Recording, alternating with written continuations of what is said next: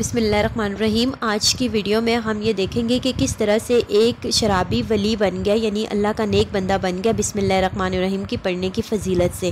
تو وہ واقعہ یہ ہے، حضرت بشر حافی توبہ قبول کرنے سے قبل بہت بڑے شرابی تھے۔ آپ ایک مرتبہ شراب کے نشے اور مستی کے عالم میں کہیں جا رہے تھے کہ راستے میں آپ نے ایک کاغذ کا ٹکڑا دیکھا جس پر بسم اللہ الرحمن الرحیم لکھا ہوا تھا۔ آپ نے تعظیماً اسے اٹھا لیا اور عطر خرید کر اسے معطر کیا، پھر اسے ایک بلند جگہ پر رکھ دیا۔ اسی رات ایک بزرگ نے خواب میں سنا کہ کوئی کہہ رہا ہے، جاؤ بشر سے کہہ دو کہ تم نے میرے نام کو معطر کیا، اس کی تعظیم کی اور اسے بلند جگہ رکھا، ہم بھی تم کو پاک کریں گے اور دنیا و آخرت میں تمہیں بزرگی عطا فرمائیں گے۔ ان بزرگ نے دل میں سوچا کہ بشر تو ایک شرابی اور فاسق شخص ہے، شاید میں نے یہ خواب غلط دیکھا۔ چنانچہ انہوں نے وضو کیا، نفل پڑھے اور پھر سو رہے۔ دوسری بار انہوں نے پھر وہی خواب دیکھا، اسی طرح 3 مرتبہ یہی نظر آیا اور یہی آواز سنی کہ ہاں یہ ہمارا پیغام بشر کی طرف ہی ہے، جاؤ انہیں ہمارا پیغام پہنچا دو۔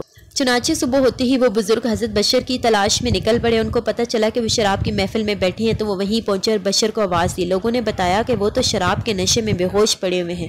انہوں نے کہا، تم لوگ اسے جا کر کسی طرح یہ بات سنا دو کہ تمہارے نام ایک ضروری پیغام آیا اور پیغام لانے والا باہر کھڑا ہے۔ چنانچہ وہ لوگ گئے اور حضرت بشر سے جا کر کہہ دیا کہ اٹھو، باہر چلو، تمہارے نام کوئی پیغام آیا ہے۔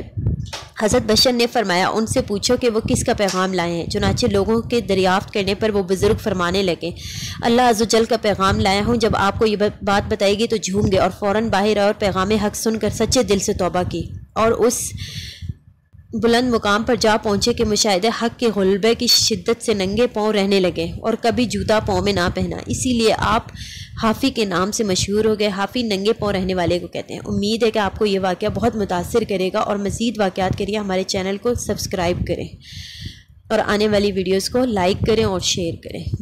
اللہ حافظ۔